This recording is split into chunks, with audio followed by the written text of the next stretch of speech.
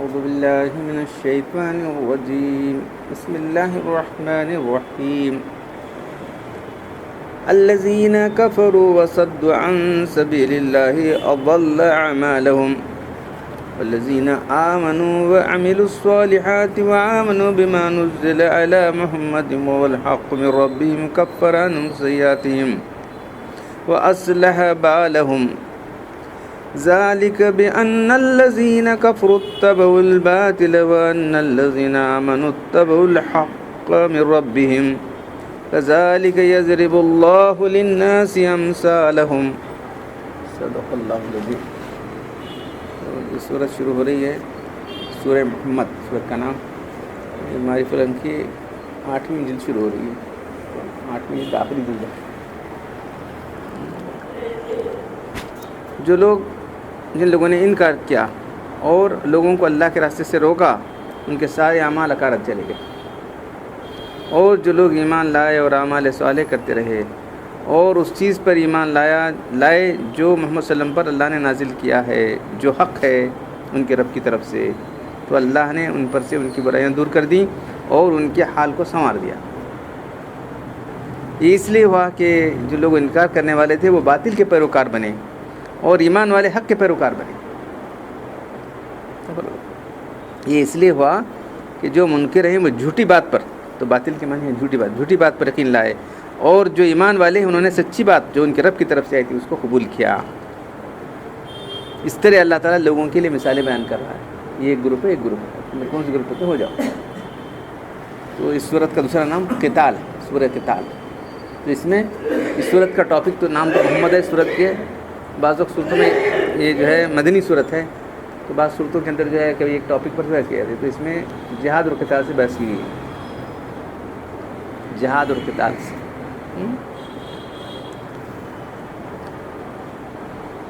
تو پہلے لوگوں کی تقسیم کی گئی. کون سے لوگ ہیں جو اللہ کی راہ میں لڑنے والے ہیں, کون جو دنیا کے لیے اپنی جانیں قربان کرنے والے ہیں.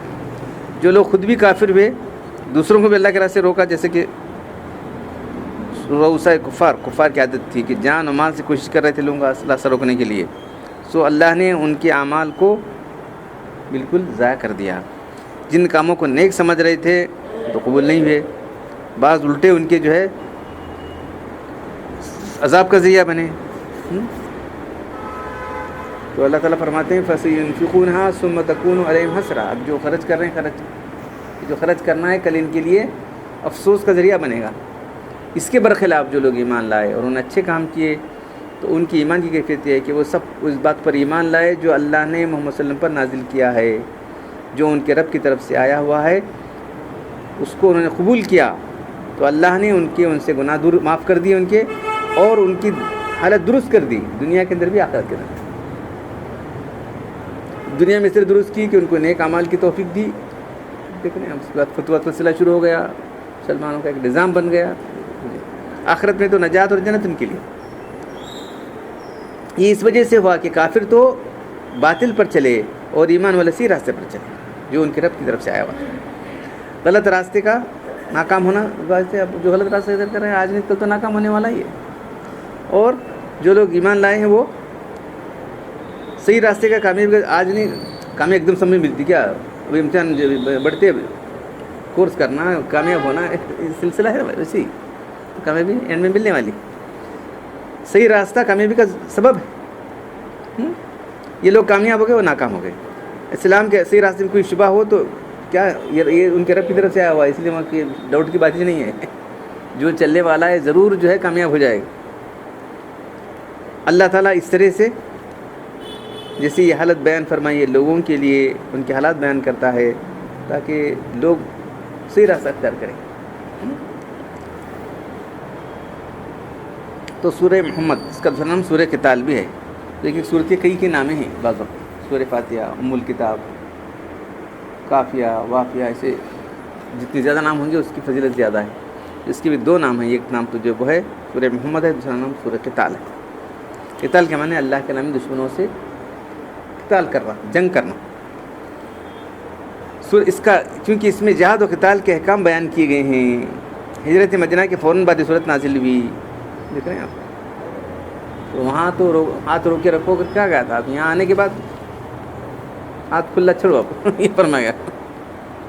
وہاں تو مکہ کے اندر کہ اپنے ہاتھوں کو روکے رکھو, کیا بھی مت کرو ابھی. تو کہا کہ بعض لوگوں نے کہا کہ راستے میں نازل ابھی ہجرت کر رہے تھے, مکہ سے نکل رہے تھے, تو مکہ کو دیکھ کر کہہ رہے تھے کہ اپنی مکہ جو ہے اللہ کا گھر ہے وہاں, اس لیے محبوب تھا اللہ کے رسول. ساری بستی میں تو مجھے محبوب ہے, اگر مجھے لوگ نکال تو میں نہیں جاتا تھا فرماتے. اہل مکہ مجھے یہاں سے نہیں نکالتے تو میں خود نہیں چھوڑتا تھا. خلاصہ یہ کہ مدینہ ہجرت مدینہ کی فوراً نازل بھی, اور یہاں پہنچ کر کفار سے جہاد و قتال کے احکام نازل ہوئے. تو کافروں کا حال کیا بیان کیا جا رہا ہے؟ جنہوں نے اللہ کے رسول کی بات, اللہ کی بات کو انکار کیا اور خود اللہ کے رسول روکتے بھی رہے, تو ان کے سارے اعمال اکارت چلے گئے. اور اس کے برخلاف جو لوگ ایمان لائے اور نیک اعمال کرتے رہے, تو یہاں ایمان کے سب باتیں آ گئی. پھر وہ آمنوا بما نزل علیہم الگ سے اور ذکر کیا گیا. تو دین کیا ہے جو الگ لگے وہی دین ہے, سمجھے آپ. آمنوا میں آ گیا تھا سبھی, وہ عامل الصالحات میں بھی پورا آ گیا تھا, لیکن اور الگ سے وآمنوا بما نزل علی محمد وَلَحْمِ رَبِّهِمْ. یہ دیکھو اس کے ساتھ اتنے ایڈجیکٹو لگائے جا رہے ہیں. جو محمد صلی اللہ علیہ وسلم پر نازل کیا گیا ہے ان کے رب کی طرف سے, جو حق ہے اس پر اس کو ایمان لانے کو ایمان کہتے ہیں. سمجھے آپ, ایمان کس کو کہتے ہیں؟ کل ما جاء برسول من عند اللہ, اس کی بات کو مانا کلو جا. تو یہ بھی ہوا, یہ بھی وہی ہے, اور جو وہی الفاظ کی شکل میں آئی, دوسری شکل دل میں آتی تھی اللہ کی, وہ بھی ماننا ضروری ہے. قرآن کو مانتا ہوں اس میں نہیں مانتا تو کیسا؟ تو اللہ کے رسول اپنے دل سے کوئی بات نہیں کہتے تھے, اللہ کے رسول دل سے کوئی بات نہیں کہتے. وما نزل جو ہے صرف قرآن ہی پر نہیں ہے, جو کچھ بھی اللہ کے رسول لے کر سب ماننا ضروری ہے. آپ نے فرمایا کہ مجھے 2 طریقے وہی آ رہی ہے, ایک تو وہی الفاظ کی شکل میں اسی مانتا ہوں, وہ وہی مانا آتا تھا, وہ اپنے الفاظ میں بولتے تھے, اس کو نہیں مانتا تو کہاں ایمان وارا ہونے بولو. تو حدیث کا انکار کرنے والے ایمان والے نہیں.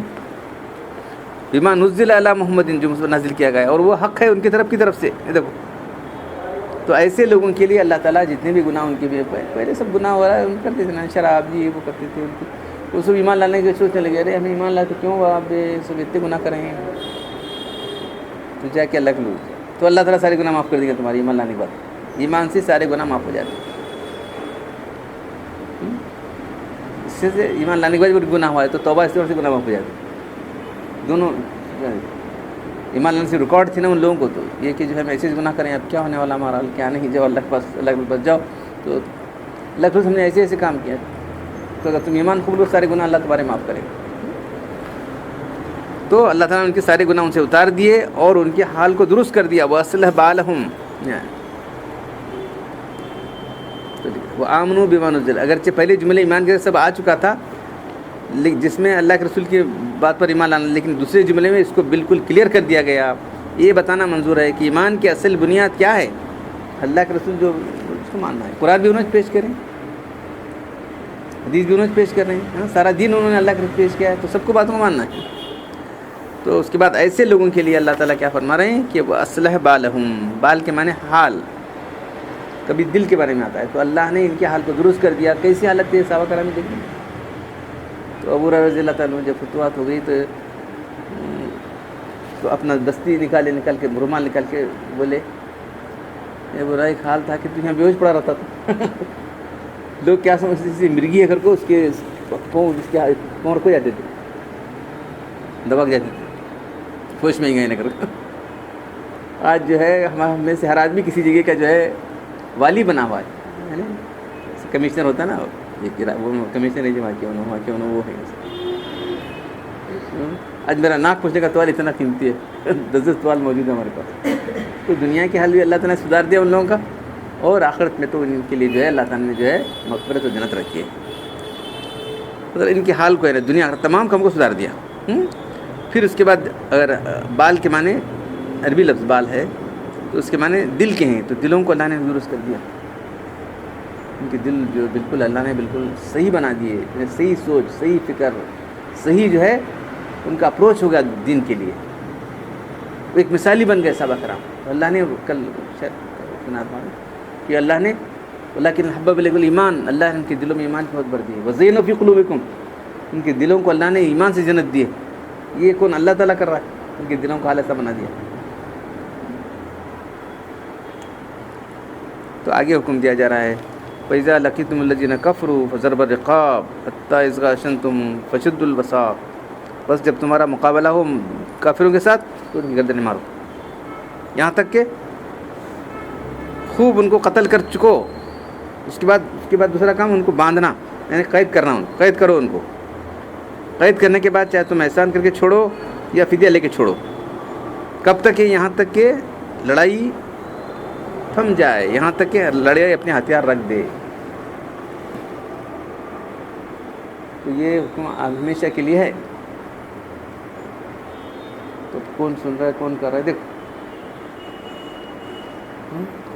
تو جو لوگ کفر میں ہیں تو ایمان والوں کا کام کیا تھا؟ سورہ توبہ میں فرمایا گیا ایمان والوں کو چاہیے کہ اپنے جو اطراف میں جو لوگ ہیں ان کو دل پیش کریں. نہیں قبول کرتے ان کو جو ہے ان سے جہاد و قتال کریں. جب سے مسلمانوں نے جہاد و قتال چھوڑ دیا یہ سب اب بلائیں آئی. ذلیل و خوار, ذلت و خواری جو ہو رہی ہے اس کی وجہ سے بہت بڑا اعمال کی جڑی تو جہاد ہے. اس کو چھوڑنے کے بعد یہ انجام ان کا ہوا ہے. اور ایسی ذہن لوگوں کے بنے ہوئے ہیں کہ اس کا نام ہی جہاد کا نام لے گا کہاں بھی نہیں کا جہاد کا نام. قرآن میں سب سے زیادہ کسی عمل کے بارے میں, عمل نماز ہے روزہ ہے, کسی عمل کے بارے میں سب سے زیادہ آئے تھے تو جہاد کے بارے میں, جہاد و قتال کے بارے میں. جہاد نصیب, جہاد کے معنی کوشش, اسٹرگل انگلش میں والا تو جہاد کے معنی اسٹرگل کہ قتال لفظ قتال کے بارے میں سب سے زیادہ آئے تھے. سب اس کو سائڈ کر دی. کہتے بولیں انہوں کیا بولیں انہوں کیا رہے انہوں کیا کہ اللہ کیا بولتے دیکھو تمہیں کیا بیوقوف لوگ ہیں مسلمان جو سب ان کے دلوں سے دھو دینا, ان کو دلوں سے نکال دینا, ان کو نفرت پیدا کرنا کہ کوئی نام لینا نہیں جہاد کا. ایسے یہ ٹیکنیک کر رہے ہیں لوگ. ان کو معلوم ہے کہ اگر واقعی لوگ جہاد کریں گے تو پھر ہم دنیا ان کی پلان نہیں چل سکتے. کہ ہر ایک قتل کرتے ہیں تو سرنڈر ہوگا تو ختم ہو گیا. تو سرنڈر ہو گیا تو کیا, جو آدمی سرنڈر ہوگا اس کو قتل نہیں کر سکتے آپ. پوری ذمہ داری پڑتی ہے وہاں اس کی جان مال کھانا یہ تو سرنڈر ہوگا تو. لیکن اس کی بات نہیں چلے گی, اللہ کی بات چلے گی. تو یہ اللہ کے دشمن ہیں سب. یہ لوگ اللہ کے دشمن ہیں. اس لیے تمہارا کام کیا ہے, تم اللہ کے دوست تم ہو. تو اللہ تعالیٰ چاہتا ہے کہ اس کا قانون چلے دنیا کے اندر. یہ لوگ اپنا قانون چلانا چاہتے ہیں. اللہ آپ قانون چلاتا ہے آپ کے یہاں بیٹھ. تو تم اللہ کے جو سپاہی ہو, تمہارا کام ہے کسی کام کو نہیں چلانا. قرآن پڑھنے اور عمل کرنے کے طور پر بتا دو. الحمدللہ رب العالمین والصلاۃ والسلام علی رسول الکریم. ربنا آتنا فی الدنیا حسنۃ وفی الآخرۃ حسنۃ وقنا عذاب النار. انت ولینا فی الدنیا والآخرۃ توفنا مسلمین والحقنا بالصالحین.